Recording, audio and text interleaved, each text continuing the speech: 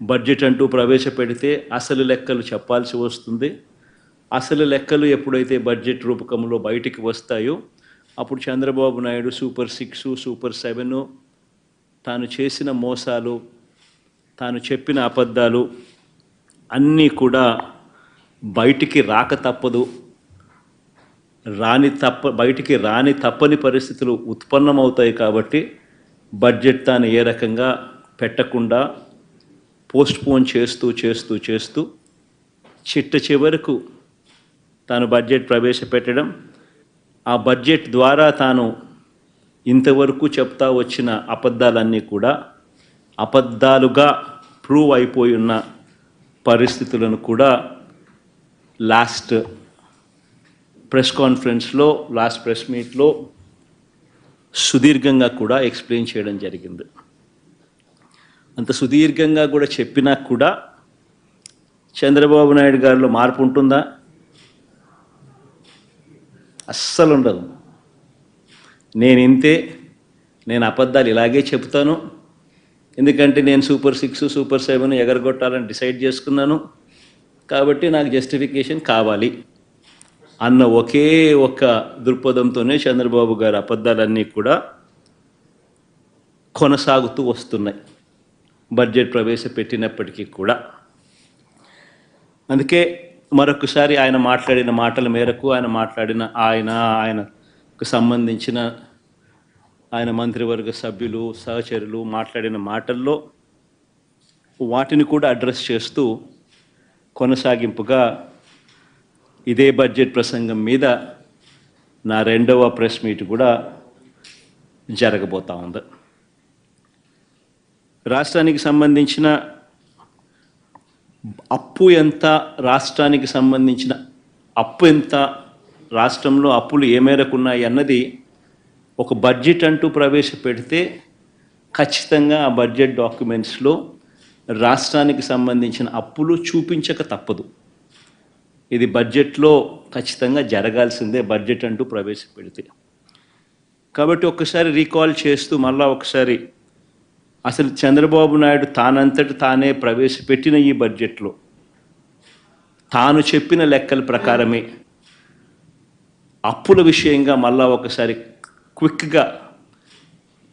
క్విక్గా రీక్యాప్ చేసేదానికోసం ఉజ్జాయింపుగా ఫిగర్లు చూపిస్తా. ఇది బడ్జెట్లో ఆయన ప్రవేశపెట్టిన budget documents page number 14, page number 16.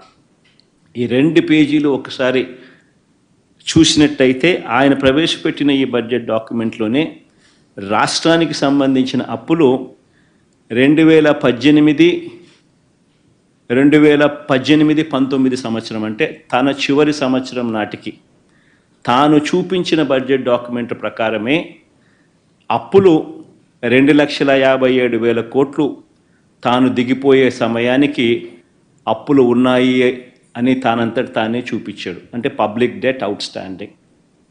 అదే మాదిరిగా page number 16లో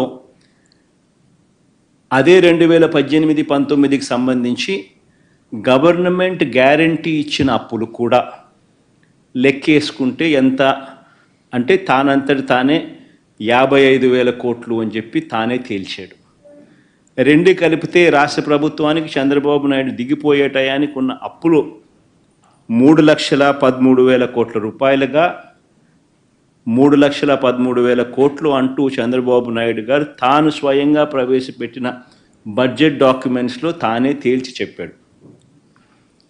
page number 14, page number 16 తాను ప్రవేశపెట్టిన బడ్జెట్ డాక్యుమెంట్లలో ఇదే అప్పును 2024-25 అంటే మా వైఎస్ఆర్సీపీ ప్రభుత్వం దిగిపోయే నాటికి రాష్ట్రంలో ఎంత అప్పులు ఉన్నాయి అని చెప్పి తానే తెంచుతూ, తానే తేలుస్తూ, తానే ప్రవేశపెట్టిన అదే బడ్జెట్ డాక్యుమెంట్లో అదే పేజ్ నెంబర్ 14, అదే పేజ్ నెంబర్ 16లో తాను చెప్పుకొచ్చాడు.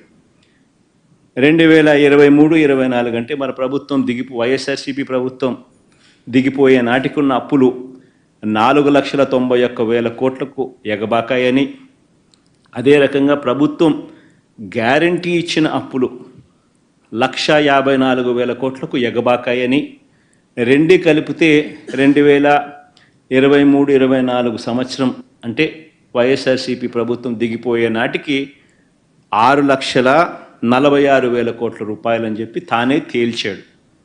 అంటే 3,13,000 కోట్లు తాను దిగిపోయే నాటికి ఉన్న అప్పులు వైఎస్ఆర్సీపీ ప్రభుత్వం దిగిపోయే నాటికల్లా 6,46,000 కోట్ల రూపాయలని తానే తేల్చి చెప్పాడు.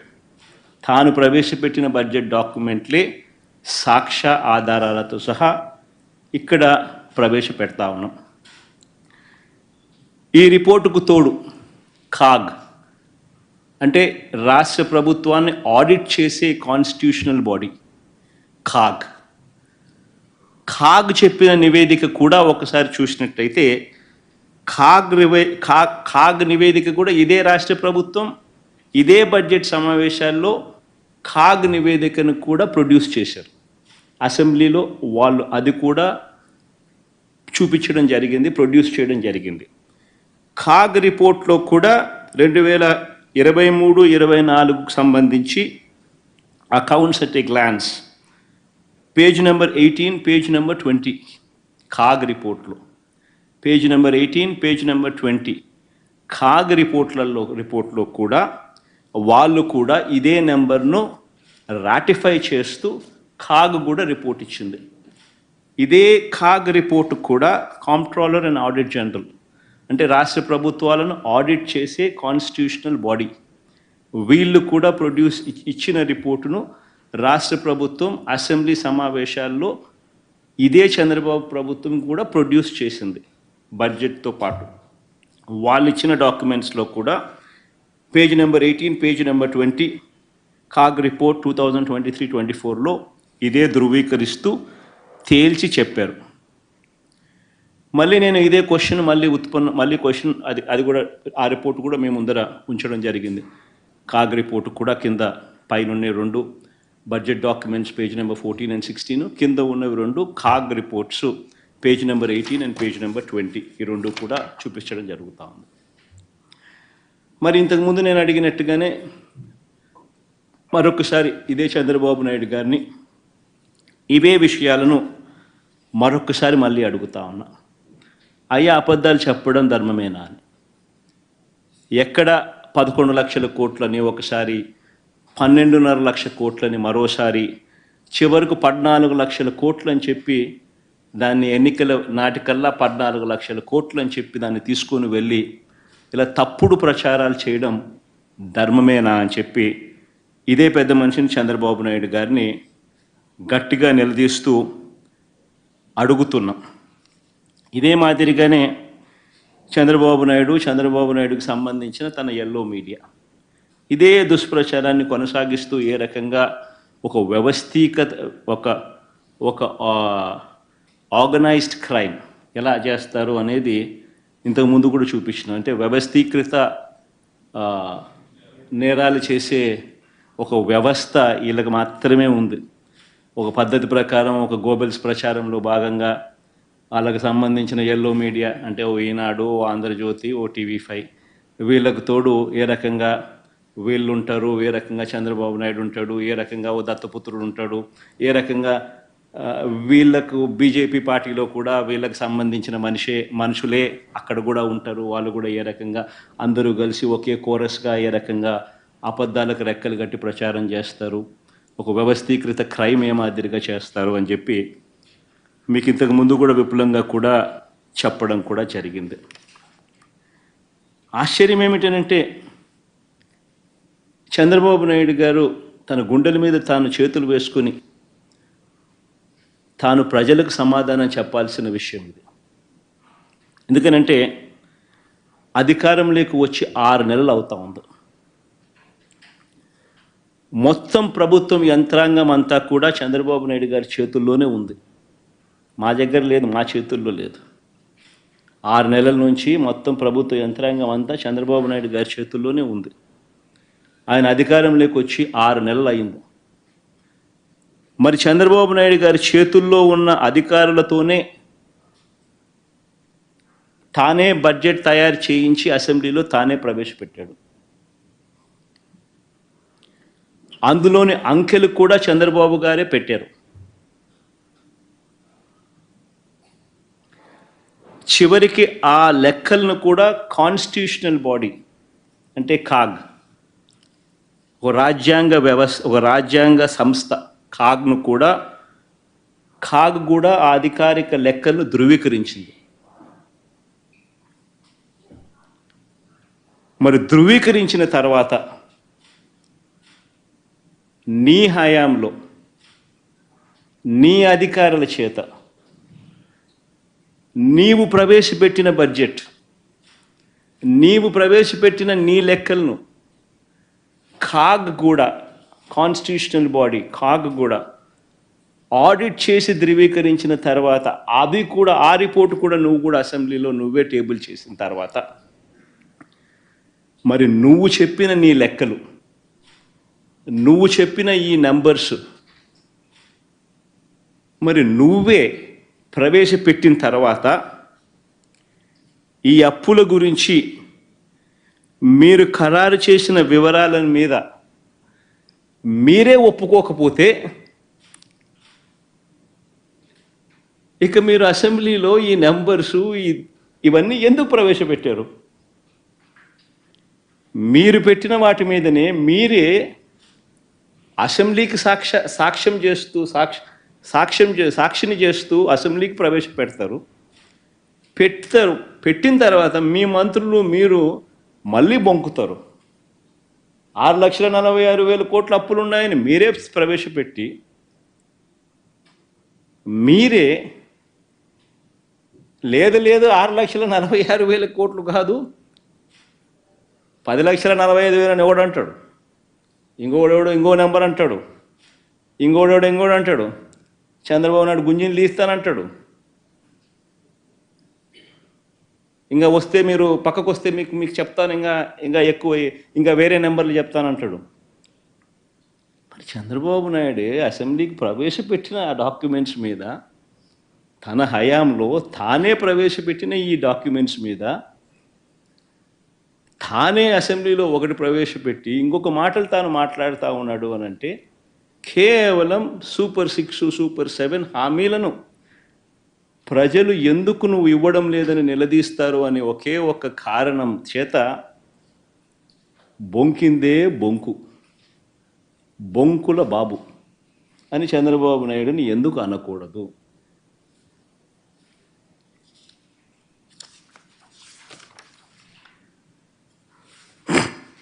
చంద్రబాబు నాయుడు ఇంకా ఒక అడుగు ముందుకేస్తూ చెప్పిన అబద్ధాలే మళ్ళీ చెప్పుకుంటూ వస్తూ ఉంటాడు. స్పిల్ ఓవర్ అకౌంట్స్ మీద కూడా ఒక ఇదే రకమైన దుష్ప్రచారం. ఈరోజు నేను చూపిస్తా ఉన్నా, ప్రతి సంవత్సరం మామూలుగా స్పిల్ ఓవర్ అకౌంట్స్ ఉంటాయి. ప్రతి సంవత్సరం, ఈ సంవత్సరం నుంచి కాస్తో కూస్తో నెక్స్ట్ ఇయర్కి మళ్ళీ స్పిల్ ఓవర్ అనేది ప్రతి బడ్జెట్ నుంచి ఇంకొక బడ్జెట్కు స్పిల్ ఓవర్ అనేది సర్వసాధారణంగా స్పిల్ ఓవర్ బిల్స్ అనేది ఉంటాయి. చంద్రబాబు నాయుడు గారు 2019లో దిగిపోతూ తాను స్పిల్ ఓవర్గా తాను బకాయిలు పెట్టిన బిల్స్, మాకు ఇచ్చిపోయిన బిల్స్, ఆ బిల్స్ మేము కట్టిన బిల్స్ ఎంత అని చూస్తే 42,183 కోట్ల రూపాయలు మేము కట్టాం. ఆయన ఎక్కడెక్కడ బిల్స్ పెండింగ్ పెట్టిపోయాడు అని చెప్పి ఇంతకుముందు చాలా సుదీర్ఘంగా కూడా చెప్పాను. మళ్ళీ అకౌంట్స్ను మళ్ళీ చెప్పాలి అని అంటే మళ్ళీ ఒకసారి ఇక్కడంతా కూడా కనపడతా ఉన్నాయి. ఆరోగ్యశ్రీకి ఏ రకంగా 680 కోట్లు పెట్టాడు, విత్తన బకాయిలకి ఏ రకంగా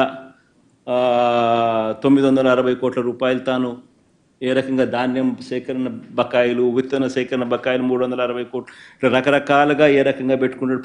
పవర్ బిల్స్ ఏ రకంగా, పవర్ సబ్సిడీ ఏ రకంగా తాను ఇవ్వకపోవడం వల్ల తాను డిస్కాములకు పెట్టిన బకాయిలు ఏ రకంగా ఉన్నాయి అన్నీ కూడా చూసుకుంటే మొత్తం consumer affairs food and civil supplies 5,786 కోట్లు, ట్రాన్స్పోర్ట్ డిపార్ట్మెంట్ 180 కోట్లు, women and child welfare department 265 కోట్లు, హ్యాండ్లూమ్స్ అండ్ టెక్స్టైల్స్ 19 కోట్లు, అగ్రికల్చర్ డిపార్ట్మెంట్ 2,378 కోట్లు, AP seed development corporation limited 249 కోట్లు, హార్టికల్చర్ డిపార్ట్మెంట్ 1,084 కోట్లు, యానిమల్ హస్బెండరీ డిపార్ట్మెంట్ 59 కోట్లు, ఫిషరీస్ డిపార్ట్మెంట్ 88 కోట్లు, ఇండస్ట్రీస్, కామర్స్, షుగర్ డిపార్ట్మెంట్ 200 కోట్లు, డైరీ డెవలప్మెంట్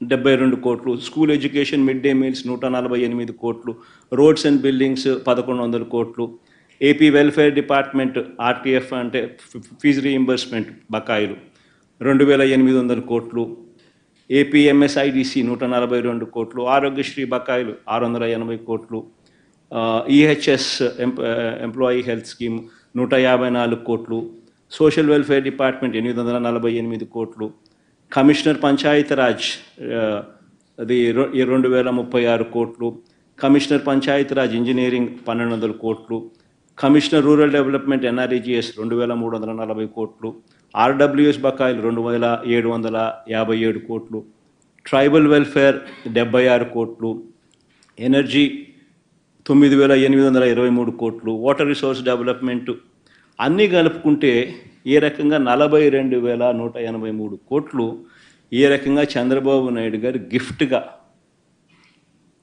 వైఎస్ఆర్సీపీ ప్రభుత్వం రాకమునుపు తానిచ్చిన గిఫ్ట్. ఇలా సర్వసహజంగా ఈ బిల్లులు గిఫ్ట్గా ఈయన ఇస్తూ ఉంటాడు. ఆ తర్వాత మేమే ఈ బిల్లులన్నీ కూడా కట్టడం జరుగుతుంది. అయితే దీన్ని కూడా ఆయన రాద్ధాంతం చేస్తాడు. ఏదో కొత్తగా బహుశా ఇన్ని వేల కోట్లు బహుశా ఏ ప్రభుత్వం బహుశా గిఫ్ట్గా ఇవ్వరు. ఒక చంద్రబాబు నాయుడు గారు మాత్రం ఆ గిఫ్ట్ ఎక్కువ ఇచ్చినాడు. మిగతా ఏ ప్రభుత్వాలైనా ఇంతింత గిఫ్ట్లు ఎవరికి ఇవ్వరు. అయినా కానీ మేము చిరునవ్వుతోనే కట్టాం, దాని గురించి మేమేం కంప్లైంట్ ఏం చేయాల. ఇలా సర్వసాధారణంగా జరిగే విషయాన్ని కూడా భూతద్దంలో పెట్టి చూపించి ఏదో జరిగిపోతూ ఉంది, జరిగిపోయింది అనే భ్రాంతి కలిగించే కార్యక్రమం చంద్రబాబు నాయుడు గారు చేయడంలో దిట్ట. ఇక్కడే ఇంకో విషయం కూడా చెప్పాలి. 2014 నుంచి 19 మధ్య చంద్రబాబు నాయుడు గారి హయాంలో సాక్షాత్తు అక్షరాల 28,457 కోట్లు మేర ఆయన పరిమితికి మించి అప్పులు తీసుకున్నారు. పరిమితికి మించి అంటే ఎఫ్ఆర్బిఎం లిమిట్స్ ఏదైతే రాష్ట్ర ప్రభుత్వాలు హక్కుగా ఏదైతే బారో చేసుకునే కెపాసిటీ ఏదైతే ఉంటుందో ఆ బారో చేసుకునే సొమ్మును ఆ బారో చేసుకునే అప్పు కంటే కూడా చంద్రబాబు నాయుడు ఎక్సీడ్ అయి తాను బారో చేసిన అప్పు 28,457 కోట్ల రూపాయలు. ఇది కాగ్ రిపోర్ట్స్. ఇవన్నీ నేను చెప్తా ఉన్నటువన్నీ కూడా CAG reports, union finance commission reports, ministry of statistics and programme implementation government of India reports.